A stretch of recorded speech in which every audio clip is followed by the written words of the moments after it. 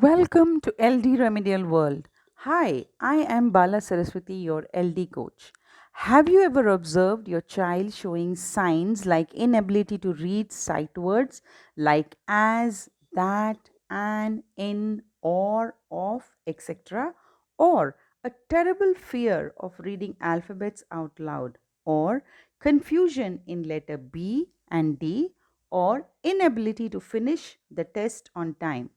Well, these are some indicators that your child may be struggling with learning difficulties, typically termed as dyslexia or learning disability.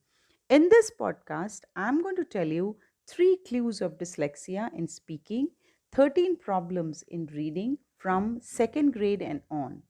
These indicators or signs usually go unnoticed in early childhood but tend to get pronounced into poor learning outcomes, and your child tends to get branded as lazy or stupid in class. By this time, your child starts suffering from loss of self esteem, self confidence, withdrawal symptoms, etc. These signs invariably get overlooked till preschool to grade 1. Later, the child is blamed for no fault of his or her. The good news is that we can overcome these problems by timely identification and intervention by parents yourself through my self help LD remedial solutions and tools. But before I tell you how to solve dyslexia, let me share 16 typical clues of dyslexia. In this podcast, I have divided them into 3 categories: 1.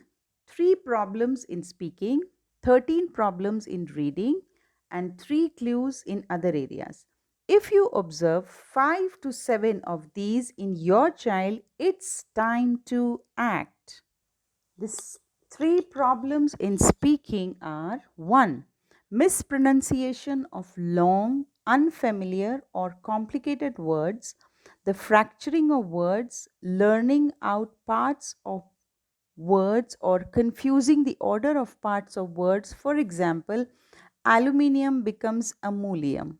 Number 2, speech that is not fluent, pausing or hesitating often when speaking, lots of during speech, no glibness. And number 3, the use of imprecise language such as vague references to stuff or things instead of proper name of an object. Next, I will tell the 13 problems in reading. Number 1, very slow progress in acquiring reading skills. Number 2, the lack of a strategy to read new words. Number 3, trouble reading unknown, new, or unfamiliar words that must be sounded out, making wild stabs or guesses at reading a word. Failure to systematically sound out words. Number 4, the inability to read small function words such as that and in. Number 5, stumbling on reading multisyllable words or failing to come close to sounding out the full word. Number 6, omitting parts of words when reading, failing to decode parts within a word as if someone had chewed a hole in the middle of the word. For example, reading convertible as conible. Number 7, a terrible fear of reading out loud, the avoidance of oral reading. Number 8, oral reading full of substitutions, omissions, and mispronunciations. Number 9, oral reading that is choppy and labored, not smooth or fluent.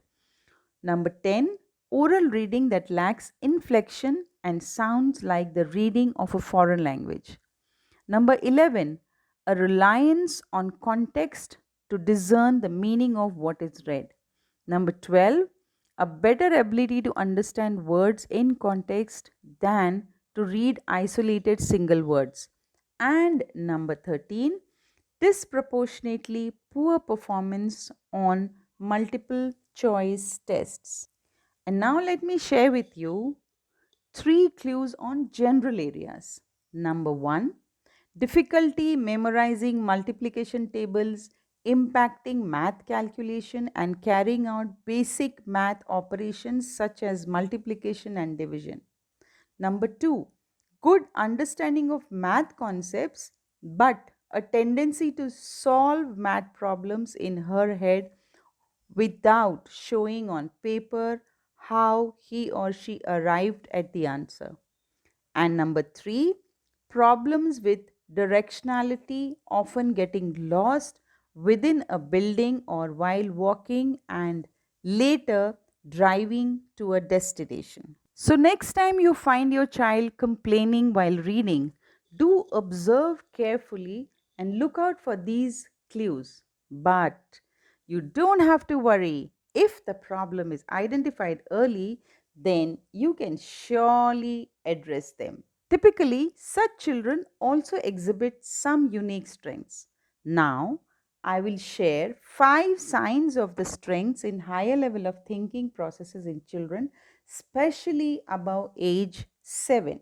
Strength 1, excellent thinking skills, conceptualization, reasoning, imagination, and abstraction. Number 2, learning that is accomplished best through meaning rather than rote memorization. Number 3, ability to get the big picture. Number 4, a high level of understanding of what is read to him or her. And number 5, the ability to read and understand at a high level, overlearned, that's highly practiced words in a special area of interest.